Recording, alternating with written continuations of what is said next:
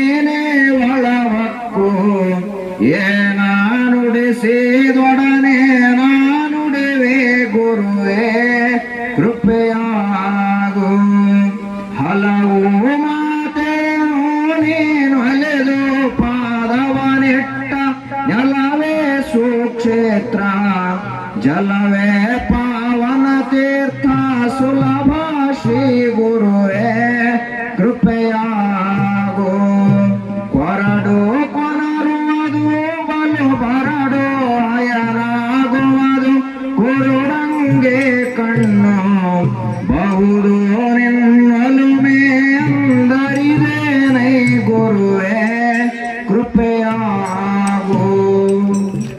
ಸಂತರು ವಿಜಯಪುರದ ಬೆಳಕು ರಾಷ್ಟ್ರ ಸಂತರು ಅವರಿಗೆ ಗೌರವ ಭಕ್ತಿಯನ್ನು ಸಮರ್ಪಿಸುವಂತ ಕಾರ್ಯ ವೇದಿಕೆ ಮೇಲೆ ಪೂಜ್ಯರಿಂದ ಹಾಗೂ ಗಣ್ಯರಿಂದ ಜರುಗ್ತಾ ಇದೆ.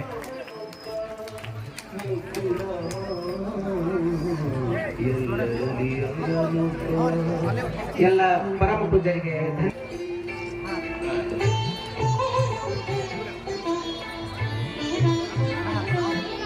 ಧನ್ಯವಾದಗಳು.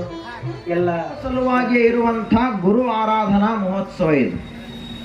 ಯಾರನ್ನ ಆರಾಧನೆ ಮಾಡಬೇಕು ಅಂತ ಕೇಳಿದ್ರೆ ಯಾರಿಗೆ ಇಡೀ ಜಗತ್ತೇ ತಲೆಬಾಗುತ್ತದನೋ ಅಂಥ ದಿವ್ಯ ವ್ಯಕ್ತಿತ್ವವನ್ನು ಉಳ್ಳಂತಹ ಯಾರು ವ್ಯಕ್ತಿಯಾಗಿ ಇದ್ದು ಮಹಾತತ್ವವಾಗಿ ಬೆಳೆದರು, ಯಾರನ್ನ ಯಾವುದೇ ಶಬ್ದಗಳಿಂದ ಹಿಡಿದಿಡ್ಲಿಕ್ಕಾಗುವುದಿಲ್ಲವೋ, ಯಾರನ್ನ ವರ್ಣಿಸ್ಲಿಕ್ಕೆ ಹೋದ್ರೆ ಶಬ್ದಗಳೇ ಸೋತು ಮೌನವಾಗ್ತಾವೋ ಅಂಥ ದಿವ್ಯ ವ್ಯಕ್ತಿತ್ವ ಯಾರದು ಅಂತ ಕೇಳಿದ್ರ ಜ್ಞಾನಯೋಗಿ ಪರಮ ಪೂಜ್ಯ ಸಿದ್ದೇಶ್ವರಪ್ಪಗಳವರ ವ್ಯಕ್ತಿತ್ವ. ಅವರ ನಡೆಯುವ ಲಿಂಗ ನುಡಿಯುವ ಲಿಂಗ, ಅವರ ಇಡೀ ಜೀವನ ಎಂಥದು ಅಂತ ಕೇಳಿದ್ರೆ ಅದು ದೇವ ಜೀವನ. ಅದಕ್ಕಾಗಿ ಬುದ್ಧಿಜಿಯವರನ್ನ ಪ್ರೀತಿಸಲಾರದಂಥ ಒಂದು ವರ್ಗ ಇಲ್ಲ ಈ ಸಮಾಜದಲ್ಲಿ. ಯಾರೇ ಇರಲಿ, ಪುಟ್ಟ ಮಗುವಿನಿಂದ ಹಿಡಿದುಕೊಂಡು ವಯೋವೃದ್ಧ, ಜ್ಞಾನವೃದ್ಧ, ವಿದ್ಯಾವೃದ್ಧ, ಧರ್ಮವೃದ್ಧ, ಆಶ್ರಮ ವೃದ್ಧ, ಈ ಎಲ್ಲರವರೆಗೂ ಕೂಡ ಅತ್ಯಂತ ಶ್ರದ್ಧೆಯಿಂದ ಈ ಎಲ್ಲಾ ವರ್ಗ ಬುದ್ಧಿಜಿಯವರಿಗೆ ತಲೆಬಾಗುತ್ತದೆ. ಯಾಕೆ ಅಂದ್ರ ಈ ನಾಡಿನಲ್ಲಿ ಅಂಥ ಮಹಾತ್ಮರ ಅವತರಿಸಿದ್ದೇ ನಮ್ಮೆಲ್ಲರ ಪುಣ್ಯ. ಅವರ ಕಾಲಘಟ್ಟದಲ್ಲಿ 4 ಸುಮಧುರವಾದಂಥ ಕ್ಷಣಗಳನ್ನು ಕಳೆದದ್ದು ನಮ್ಮ ಜೀವಮಾನದ ಅತ್ಯಂತ ಅಮೂಲ್ಯ ಕ್ಷಣಗಳವು.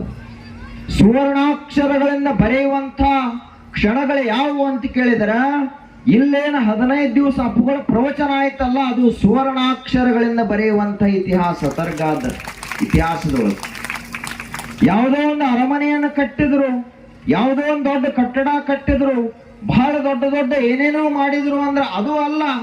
ಅದೆಲ್ಲ ಬಿದ್ದು ಹೋಗುವಂತಹ ಒಂದು ಕಟ್ಟಡಗಳು, ಬಿದ್ದು ಹೋಗುವಂತಹ ಸಾಧನೆಗಳು. ಯಾವ ಸಾಧನೆಯನ್ನ ಮಾಡಿದ್ರ ಎಂದೆಂದಿಗೂ ಬೀಳುವುದಿಲ್ಲ, ಎಂದೆಂದಿಗೂ ನಾಶವಾಗುವುದಿಲ್ಲ, ನಿರಂತರವಾಗಿ ಚಿರಂತನವಾಗಿ ಶಾಶ್ವತವಾಗಿ ಯಾವ ಮಾತುಗಳು, ಯಾವ ನುಡಿಗಳು ಜನರ ಮನಸ್ಸಿನಲ್ಲಿ ಸದಾ ಬೆಳಗ್ತಾ ಇರ್ತಾವಲ್ಲ, ಅಂಥ ಜ್ಞಾನ ದೇಗುಲವನ್ನು ನಿರ್ಮಿಸಿ ಜ್ಞಾನ ಬಯಲಿನಲ್ಲಿ, ಚಿದ್ ಬಯಲಿನಲ್ಲಿ, ಮಹಾಬಯಲಿನಲ್ಲಿ, ದೇವ ಬಯಲಿನಲ್ಲಿ ಬಯಲಾದಂಥ ಪರಮ ಪೂಜ್ಯರ ಆರಾಧನಾ ಮಹೋತ್ಸವ ಇದು. ನಾವು ಅಂಥ ಮಹಾತ್ಮರನ್ನ ಪಡಿಬೇಕಾದ್ರೆ ಬರೀ ನಾವಷ್ಟೇ ಅಲ್ಲ, ಪೃಥ್ವಿ, ಜಲ, ಅಗ್ನಿ, ವಾಯು, ಆಕಾಶಾದಿ ಪಂಚ ಮಹಾಭೂತಗಳೇ ತಪಸ್ಸನ್ನ ಮಾಡಿದಾಗ ಅಂಥ ಮಹಾತ್ಮರ ಅವತರಣ ಆಗುತ್ತದೆ ಈ ಧರೆಗೆ. ಅವರೇನು ಸಾಮಾನ್ಯರಲ್ಲ. ಅವರ ನಡೆಯಲ್ಲಿ ಆಗಲಿ ನುಡಿಯಲ್ಲಿ ಆಗಲಿ ಒಂದು ಸೂಜಿ ಮೊನೆಯಷ್ಟು ಕೂಡ ತಪ್ಪಲಿಲ್ಲಲ್ಲ. ಅದು ಸಿದ್ದೇಶ್ವರಪ್ಪಗಳವರ ಘನ ವ್ಯಕ್ತಿತ್ವ. ಮಾತೆ, ಗೋಮಾತೆ, ಗಂಗಾ ಮಾತೆ, ಗೀತಾ ಮಾತೆ, ಗಾಯತ್ರಿ ಮಾತೆ, ಈ ಎಲ್ಲಾ ಮಾತೆಯರ ಸ್ವರೂಪವಾದಂತಹ ಮಾತೃ ಉತ್ಸವ, ಮಾತೃಶಕ್ತಿ ಸಂಗಮ. ತಾಯಂದಿರು ಇವತ್ತು ಏನ್ ಮಾಡ್ತಾ ಇದಾರ, ಯಾಕೆ ಕಾರ್ಯಕ್ರಮ ಮಾಡೋ ಅವಶ್ಯಕತೆ ಅಂತ ಕೇಳಿದ್ರ, ಮೊದಲಿನ ತಾಯಂದಿರು ಸಂಸ್ಕೃತಿ ಕಲಿಸ್ತಿದ್ರು. ಈಗ ಏನಾಗ್ಯದಂದ್ರ ಅದು ಇಲ್ಲಿರುವಂತಹ ಶಾಲೆಗೆ ಹೋಗುವಂತಹ ವಿದ್ಯಾರ್ಥಿಗಳಿದ್ರೆ, ಶಾಲೆಗೆ ಹೋದಂತಹ ತಾಯಂದಿರಿದ್ರೆ, ನಿಮ್ಗೆಲ್ಲ ಸಮಾಜ ವಿಜ್ಞಾನದಲ್ಲಿ ನಾವು ಓದಬೇಕಾಗಿದ್ರೆ ನಾವು ಅಮೆರಿಕಾವನ್ನ ಓದ್ತೇವೆ, ಯುರೋಪ್ ಕಂಟ್ರೀಸ್ ಅನ್ನ ಓದ್ತೇವೆ, ಅನೇಕ ಪಾಶ್ಚಿಮಾತ್ಯ ರಾಷ್ಟ್ರಗಳ ಕುರಿತಾಗಿ ಓದ್ತೇವೆ. ಎಲ್ಲೂ ಕೂಡ ತಮ್ಮ ತಮ್ಮ ನೆಲವನ್ನ ತಾಯಿ ಭೂಮಿ ಅಂತ ಕರೆಯುವುದಿಲ್ಲ. ಎಲ್ಲರೂ ತಮ್ಮ ತಮ್ಮ ನೆಲವನ್ನ ಪಿತೃಭೂಮಿ ಅಂತ ಕರೆದರೆ, ಜಗತ್ತಿನಲ್ಲಿ ಒಂದು ರಾಷ್ಟ್ರ ಇದೆ, ತಾನು ನಡೆದಾಡುವಂತಹ ನೆಲವನ್ನ ತಾಯಿ ಅಂತ ಕರೀತದೆ. ಬಾಯಿಯಲ್ಲಿ ಆಡುವಂತಹ ಮಂತ್ರವನ್ನ ಗಾಯತ್ರಿ ಸ್ವರೂಪಿಣಿ ತಾಯಿ ಅಂತ ಹೇಳಿ ಕರೀತದೆ. ಪೂಜೆಯನ್ನ ಮಾಡುವಂತಹ ಗೋವನ್ನ ಅಮ್ಮ ಅಂತ ಕರೀತದೆ. ಕುಡಿಯುವಂತಹ ನೀರನ್ನ ತಾಯಿ ಅಂತ ಕರೀತೇವೆ. ಗಿಡ ಮರ ಪಶು ಪಕ್ಷಿ ಎಲ್ಲದರಲ್ಲಿಯೂ ಸಹ ನಾವು ತಾಯಿಯನ್ನ ಕಾಣುತ್ತೇವೆಯೇ ಹೊರತು ತಂದೆಯನ್ನಲ್ಲ. ತಂದೆಗೂ ಸಹ ಶಕ್ತಿ ಬರುವಂತದ್ದು. ಇವತ್ತು ಅಮ್ಮನ ಜೊತೆಯಲ್ಲಿ ಮಾತನಾಡಬೇಕಾಗಿದ್ರೆ ಅವರೊಂದು ಮಾತನ್ನ ನನಗೆ ಉಪದೇಶ ಅಂತ ಹೇಳಿದ್ರು, ಅದರ ಜೊತೆಯಲ್ಲಿ ನನಗೆ ಅರ್ಥ ಆಗಬೇಕು ಅನ್ನುವಂತ ಒಂದು ಮಾತನ್ನ ಹೇಳಿದ್ರು. ಯಾಕೆ ಭಾರತ ಶ್ರೇಷ್ಠ ಅಂತ ಹೇಳಿದ್ರೆ, ಭಾರತದಲ್ಲಿ ಪುರುಷ ಆತ ಸಂಪೂರ್ಣನಾಗುವಂತಹದ್ದು ಶಕ್ತಿ ಇದ್ದಾಗ ಮಾತ್ರ. ಜೊತೆಯಲ್ಲಿ ಶಕ್ತಿ ಇಲ್ಲ ಅಂತಾದರೆ ಶಿವನೂ ಕೂಡ ಶವ ಅನ್ನುವಂತ ಒಂದು ಮಾತನ್ನ ಹೇಳಿದ್ರು. ಅಂತಹ ಸಂಸ್ಕೃತಿಯನ್ನ ತಾಯಂದಿರ ರೂಪದಲ್ಲಿ ಜಗತ್ತಿಗೆ ಕೊಟ್ಟಂತಹ ಶ್ರೇಷ್ಠವಾದಂತಹ ರಾಷ್ಟ್ರನಾಗಿದ್ದಂತಹ ಬಾಲಕ ನರೇಂದ್ರ ಸ್ವಾಮಿ ವಿವೇಕಾನಂದರಾಗಿ ಜಗತ್ತಿಗೆ ಬೆಳಕನ್ನ ಕೊಡ್ತಾರೆ ಅಂತಾದ್ರೆ ಅದರ ಹಿಂದುಗಡೆ ಇದ್ದಂತಹ ಶಕ್ತಿ ಒಬ್ಬ ಅಮ್ಮ. ಇವತ್ತಿಗೂ ಸಹ ನಾವು ದೇಶ ಅಂತ ಹೇಳಿ ಬಂದಾಗ ಭಗತ್ ಸಿಂಗ್, ರಾಜ್ಗುರು, ಸುಖದೇವ್ ಅನ್ನುವಂತಹ ಅತ್ಯಂತ ಶ್ರೇಷ್ಠವಾದಂತಹ ಆಲೋಚನೆಗಳನ್ನ ಮಾಡ್ತೇವೆ ಅಂತಾದ್ರೆ ಅದರ ಹಿಂದುಗಡೆ ಇದ್ದಂತಹ ಪ್ರೇರಣಾ ಶಕ್ತಿ ಒಬ್ಬ ಅಮ್ಮ. ಇವತ್ತಿಗೂ ಸಹ ನಮಗೆ ಛತ್ರಪತಿ ಶಿವಾಜಿ ಮಹಾರಾಜ್ ಅಂತ ಹೇಳಬೇಕಾಗಿದ್ರೆ ಬಹಳ ಹೆಮ್ಮೆ ಅಂತ ಅನ್ನಿಸ್ತದೆ ಅಂತ ಹೇಳಿದ್ರೆ ಅದರ ಹಿಂದುಗಡೆ ಇರುವಂತಹ ಧೀಶಕ್ತಿ ಅಮ್ಮ. ಇವತ್ತು ಬಹುಶಃ ನಾನು ಇಲ್ಲಿದ್ದೇನೆ, ನಾನು ನಿಂತಿದ್ದೇನೆ, ನಾನು ಒಬ್ಬೊಬ್ಬಳೆ ಪ್ರಯಾಣ ಮಾಡ್ತೇನೆ ಅಂತಾದ್ರೆ ಅದರ ಹಿಂದುಗಡೆ ಇರುವಂತಹ ಧೀಶಕ್ತಿ ನನ್ನಮ್ಮ. ಇವತ್ತು ವೇದಿಕೆಯಲ್ಲಿರುವಂತಹ ಇಷ್ಟು ಜನ ಏನೋ ಒಂದು ಸಾಧನೆಯನ್ನ ಮಾಡಿದ್ದಾರೆ ಅಂತಾದ್ರೆ ಅದರ ಹಿಂದುಗಡೆ ಇರುವಂತಹ ಪ್ರೇರಕ ಶಕ್ತಿ ಒಬ್ಬ ಅಮ್ಮ. ಅಂತಹ ತಾಯಂದಿರ ಜೀನ್ಸ್ ಅನ್ನ, ಅಂತಹ ತಾಯಂದಿರ ಪರಂಪರೆಯಲ್ಲಿ ಬಂದಿರುವಂತಹ ನಾವುಗಳು ಇವತ್ತು ನಮ್ಮ ಮನೆ ಮಕ್ಕಳಿಗೆ ಅಂತಹ ಸಂಸ್ಕೃತಿಯನ್ನ, ಆಚಾರವನ್ನ, ವಿಚಾರವನ್ನ ನಾವು ಕೊಡ್ತಾ ಇದ್ದೇವಾ? ಆಲೋಚನೆ ಮಾಡಬೇಕಾಗಿದೆ. ಇರುವಂತಹ ವಿಶೇಷವಾಗಿ ಹಿರಿಯ ತಾಯಂದಿರಿಗೆ ಗೊತ್ತಿರಬಹುದು, ಬೆಳಗ್ಗಿನಿಂದ ರಾತ್ರಿಯವರೆಗೆ ನಮ್ಮಮ್ಮನ ಬದುಕು ಹೇಗಿತ್ತು ಅಂತ ಹೇಳಿದ್ರೆ ವೈಜ್ಞಾನಿಕವಾದಂತಹ, ಸಾಂಸ್ಕೃತಿಕವಾದಂತಹ ಆಲೋಚನೆಗಳನ್ನ ಕಟ್ಟಿಕೊಡುವಂತಹ ಬದುಕಾಗಿತ್ತು. ನಮ್ಮಮ್ಮ ಯಾವಾಗ ಸಂಜೆ 7 ಗಂಟೆಗೆ ಕೈಯಲ್ಲಿ ಹಿಡಿಬೇಕಾದಂತಹ ತಾಳವನ್ನ ಪಕ್ಕಕ್ಕೆ ಇಟ್ಟು ರಿಮೋಟ್ ಕಂಟ್ರೋಲ್ ಅನ್ನ ಹಿಡಿದ್ಲು, ಭಾರತ ಬದಲಾಯಿತು. ನಾವು ಒಪ್ಪಿಕೊಳ್ಳಬೇಕಾದಂತಹ ಸತ್ಯ ಇದು. ನಾವು ಇನ್ಯಾರನ್ನೋ ನೋಡ್ತೇವೆ, ಸಮಾಜದಲ್ಲಿ ಕೆಟ್ಟ ಘಟನೆಗಳಾಗಬೇಕಾಗಿದ್ರೆ ಅನ್ಯಮತೀಯರನ್ನ ದೂಷಿಸ್ತೇವೆ. ಆದ್ರೆ ನಮಗ್ ನಾವೇ ಪ್ರಶ್ನೆ ಹಾಕಿಕೊಳ್ಳಬೇಕಾಗಿದೆ. ನಮ್ಮ ಮನೆಯ ಮಕ್ಕಳು ಇವತ್ತು ಅನ್ಯ ಸಂಪ್ರದಾಯಗಳಿಗೆ ಬಲಿಯಾಗ್ತಾ ಇದ್ದಾರೆ, ಅನ್ಯ ಮತಕ್ಕೆ ಹೋಗ್ತಾ ಇದ್ದಾರೆ ಅಂತಾದ್ರೆ ಎಲ್ಲೋ ಒಂದು ಕಡೆ ಎಡವಿದ್ದು ನಮ್ಮ ಮನೆಯವರು. ಅಂತಹ ಆಲೋಚನೆಯನ್ನ ನಾವು ಮಾಡಿಕೊಂಡು ನಮ್ಮ ಮನೆಯ ಮಕ್ಕಳಿಗೆ ಒಂದು ಸರಿದಾರಿಯನ್ನ ಕೊಡಬೇಕು ಅಂತಾದ್ರೆ ಮಾಡಬೇಕಾದಂತಹ ಒಂದು ಕೆಲಸ ಏನು ಅಂತ ಹೇಳಿದ್ರೆ, ಯಾವ ಆಲೋಚನೆಗಳನ್ನ ನಡೆದಾಡುವ ವಿಶ್ವಕೋಶ,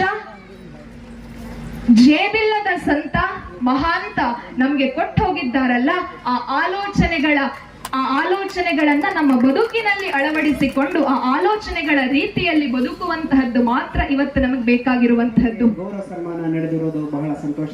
ಇನ್ನು ಮುಂದೆ ವೇದಿಕೆ ಮೇಲೆ ಇರತಕ್ಕಂತ ಇನ್ನೋರ್ವ ಹಿರಿಯರು ಹಾಗೂ ಸಿದ್ದೇಶ್ವರ ಸಂಸ್ಥೆಯ ಉಪಾಧ್ಯಕ್ಷರಾಗಿರ್ತಕ್ಕಂಥ ಶ್ರೀ ಸಂಗನ ಬಸವಪ್ಪ ಸಜ್ಜನ್ ಹಿರಿಯರು ಕಾಕಡವರು ಕೇವಲ ಒಂದು 5 ನಿಮಿಷದಲ್ಲಿ. ಬೆಳಗ್ಗೆ ನಪ್ಪಿದಂತೆ ಮಹಾ ಬೆಳಗಾದಂತೆ ಲಿಂಗವನ್ನಪ್ಪಿ ಮಹಾಲಿಂಗವೇ ತಾನು ತಾನಾಗಿ ಓದಿರಲ್ಲ ಸಿದ್ಧಗುರು ಶ್ರೀ ಸಿದ್ದೇಶ್ವರ ಅಪ್ಪ ಅವರೇ ಅಂತ ಹೇಳ್ತಾ, ಈ 2 ವರ್ಷದಲ್ಲಿ ನಾವು ಅವರನ್ನ ನೆನೆಸ್ಕೊಳ್ದೆ ಇರುವಂತ ದಿನನೇ ಇಲ್ಲ ಅಂತ ಹೇಳ್ತಾ, ಎಲ್ಲರೂ ಸ್ವರ್ಗದ ಬಾಗಿಲು ತೆಗೆದಿದೆ ಅಂತ ತಿರುಪತಿಗೆ ಹೋಗಿ ಅಲ್ಲಿ ಪ್ರಾಣ ಬಿಟ್ರೆ ತುಳ್ಕೊಂಡು, ನಾವು ಸ್ವರ್ಗದ ಬಾಗಿಲು ಎಲ್ಲಿದೆ ಅಂತಂದ್ರೆ ಅಪ್ಪ ಅವರ ಬೆಳೆಸಿದಂಥ ಈ ಪೂಜ್ಯ ಗುರುಗಳು ಅವರ ಆಶ್ರಯದಲ್ಲಿ ಇದೆ ಅಂತ ಅಥರ್ಗದವರು ಅರ್ಥ ಮಾಡಿಕೊಂಡು ಬಂದಿರೋದು ಅದು ಬಹಳ ವಿಶೇಷ ಅಂತ ಹೇಳ್ಬೋದು.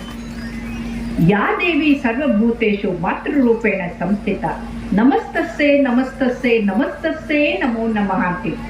ಬರೀ ಮಾತೃರೂಪೇಣ ಅಲ್ಲ, ಕಾಂತಿ ರೂಪೇಣ, ಶಕ್ತಿ ರೂಪೇಣ, ದಯಾರೂಪೇಣ, ಕ್ಷಮಾರೂಪೇಣ ಅಂದ್ರೆ ಎಲ್ಲಾ ಸದ್ಗುಣಗಳ ಆಗರ ಯಾರು ಅಂದ್ರೆ ಆ ಜಗನ್ಮಾತೆ. ಆ ಜಗನ್ಮಾತೆಯ ಪ್ರತಿರೂಪ ಯಾರು ಅಂದ್ರೆ ಇಲ್ಲಿ ಕುಳಿತಂತ ಮಾತೆಯರು, ನೀವು. ಸೊ ಚಪ್ಪಾಳೆ ತಕ್ಕೊಳ್ಳೋದು ಯಾವಾಗ ಕಡಿಮೆ ಆಗತ್ತಂದ್ರೆ ಆರೋಗ್ಯ ಕಡಿಮೆ ಆದಾಗ. ಯಾರು ಆರೋಗ್ಯವಂತರಾಗಿರ್ತಾರೋ ಅವರು ಚೆನ್ನಾಗಿ ಚಪ್ಪಾಳೆ ತಟ್ತಾರೆ. ಯಾಕಂದ್ರೆ ಕೈಯಲ್ಲಿ 39 ಅಕ್ಯುಪ್ರೆಷರ್ ಪಾಯಿಂಟ್ಗಳಿರುತ್ತೆ. ಜೋರಾಗಿ ತಪ್ಪಿದಾಗ ಒಳಗಡೆಗೆ ಶರೀರಕ್ಕೆ ಪ್ರಾಣವಾಯು ಪೋಷಣೆ ಮುಟ್ಟುತ್ತೆ, ಬ್ಲಡ್ ಶುಗರ್ ಕಡಿಮೆ ಆಗತ್ತೆ, ಬ್ಲಡ್ ಪ್ರೆಷರ್ ಕಡಿಮೆ ಆಗತ್ತೆ, ಆರೋಗ್ಯ ಚೆನ್ನಾಗಾಗತ್ತೆ. ಚಪ್ಪಾಳೆ ತಟ್ಟುವಾಗ ಮುಖ ಅರಳುತ್ತೆ, ಆವಾಗ ಫೀಲ್ ಗುಡ್ ಹಾರ್ಮೋನ್ಸ್ ಬರುತ್ತೆ. ಹಾಗಾಗಿ ನಿಮ್ಮ ಸ್ವಾರ್ಥ ಆರೋಗ್ಯ ಚೆನ್ನಾಗಾಗತ್ತೆ. ಪಾರಮಾರ್ಥ ಅಂದ್ರೆ ಯಾರಿಗೆ ಚಪ್ಪಾಳೆ ತಟ್ಟಿರೋಲ್ಲ ಅವ್ರಿಗೆ ಪ್ರೋತ್ಸಾಹ ಸಿಕ್ಕತ್ತೆ. ಮೊದಲನೇ ಚಪ್ಪಾಳೆ ನೀವು ತಟ್ಟಬೇಕಾಗಿದ್ದು ಯಾರಿಗೆ ಅಂತಂದ್ರೆ ಇಂಥ ಉತ್ತಮ ಕಾರ್ಯವನ್ನ ಇಲ್ಲಿ ಆಯೋಜಿಸಿದಂಥ ಪೂಜ್ಯ ಈಶ ಪ್ರಸಾದ ಸ್ವಾಮಿಗಳವರಿಗೆ ಜೋರಾಗಿ ಚಪ್ಪಾಳೆ ತಟ್ತಾರೆ. ಅವರ ಜೊತೆಗೆ ಅವರಿಗೆ ಆಶೀರ್ವಾದ ಮಾಡಿ, ಅವರ ಬೆನ್ನೆಲುಬಾಗಿ, ಅವರ ಹಸ್ತಕ್ಕೆ ಶಕ್ತಿ ಕೊಟ್ಟಂತ ಎಲ್ಲಾ ಪೂಜ್ಯರಿಗೂ ಜೋರಾಗಿ ತಪ್ಪೋಣ.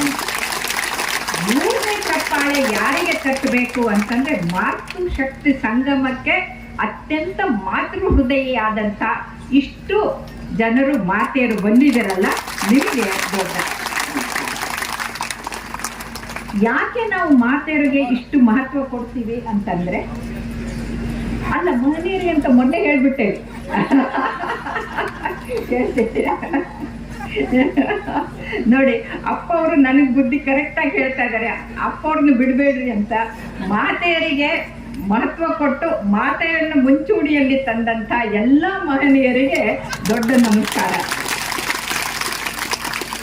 ನಾನು ಬೆಳಗ್ಗೆ ಹೇಳಿದ್ದನ್ನ ಅಕ್ಷತ ಹೇಳಿದ್ರಲ್ಲ, ಏನು ಅಂತಂದ್ರೆ ಶಿವಶಕ್ತಿ ಹೇಗೆ ಅಂದ್ರೆ ಸ್ವತಃ ಶಿವನಿದ್ದವನು ತನ್ನ ಡಾಮಿನೆಂಟ್ ಹೆಮಿಸ್ಫಿಯರ್ ಅಂದ್ರೆ ಎಡಗಡೆ ಬ್ರೇನು, ಹೃದಯ ಇರುವಂತ ಎಡಭಾಗವನ್ನ ಶಕ್ತಿಗೆ ಕೊಟ್ಟು ತಾನು ನಿಷ್ಕ್ರಿಯವಾದಂತ ಬಲಭಾಗದಲ್ಲಿ ಶಿವನಿರ್ತಾನೆ.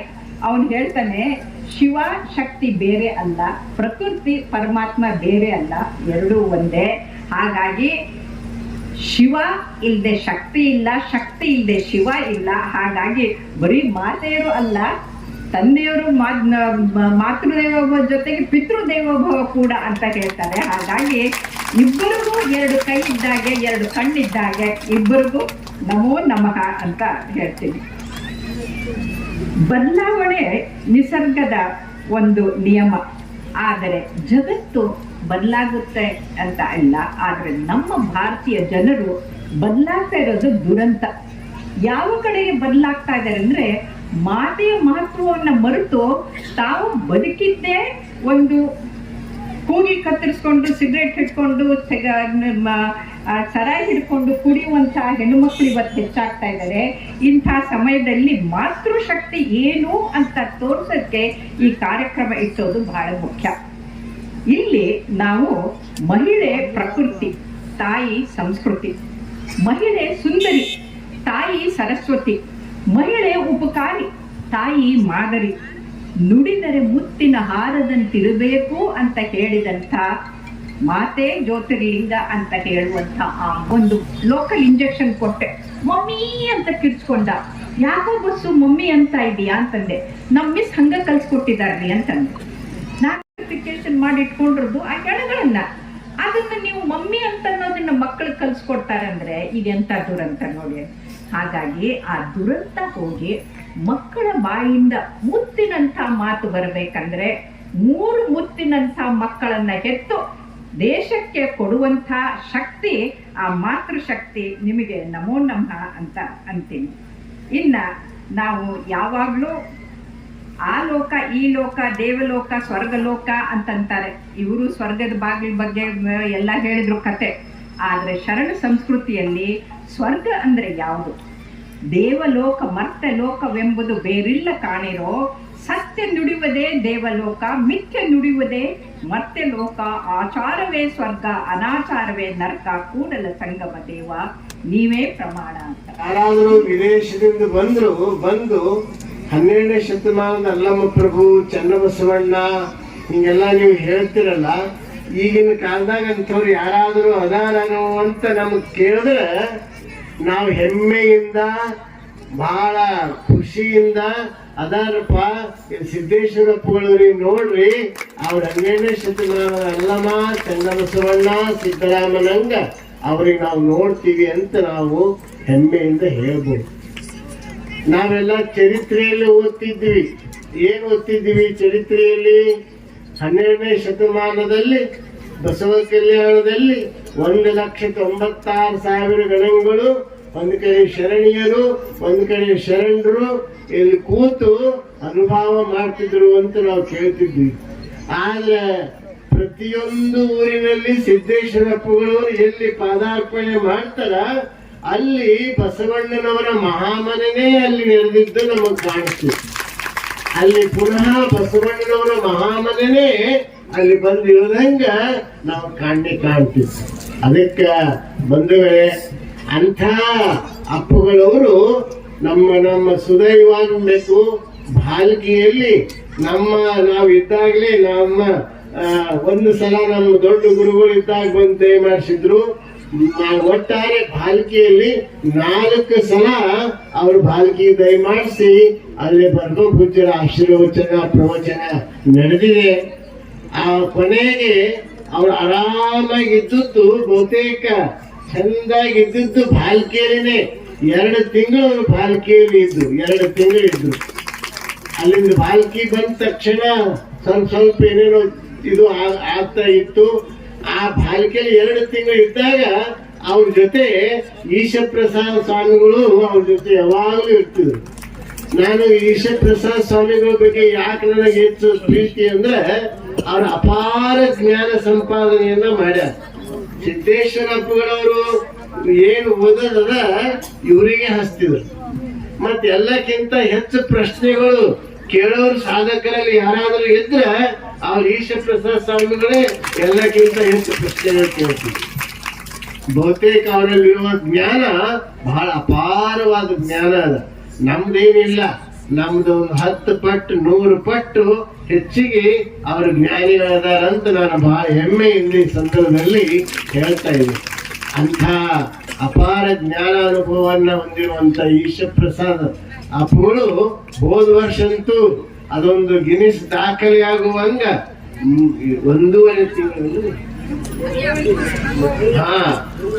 108 ದಿವಸ ನುಡಿ ನಮನವನ್ನ ಮಾಡಿ ಒಟ್ಟು ಎಲ್ಲ ಕಡೆ ದಾಖಲೆಯನ್ನ ನಿರ್ಮಾಣ ಮಾಡಿದಂತ ಶ್ರೇಯಸ್ಸು ಅದು ಈಶಪ್ರಸಾದ್ ಸ್ವಾಮಿ ದೇವರಿಗೆ ಸಲ್ತು. ಅದಕ್ಕೆ ನಾವು ಈಗ ಏನ್ ಮಾಡ್ಬೇಕಾಗ್ಯದ, ನಾವು ಪರಮ ಪೂಜ್ಯರ ಮಾತುಗಳನ್ನ, ಅವರ ಅಮೃತವಾಣಿಯನ್ನ ನಮ್ಮ ಬದುಕಿನಲ್ಲಿ ಅಳವಡಿಸ್ಕೊಳ್ಬೇಕಾಗಿ. ಓಂ ಶ್ರೀ ಗುರು ಬಸವಲಿಂಗಾಯ ನಮಃ. ಓಂ ಶ್ರೀ ಗುರು ಬಸವಲಿಂಗಾಯ ನಮಃ.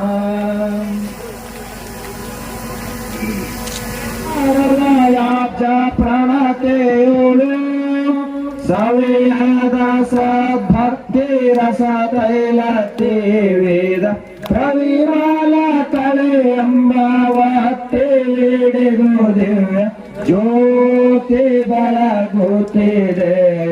ವಿಮಲ ಪರಂ ಜ್ಯೋತಿ ಬೆಳಗುತ್ತಿದೆ. ಮುಸುಕಿದ ವಿಷಯ ಪತಂಗ ಬಿದ್ದುರುಳಿತ.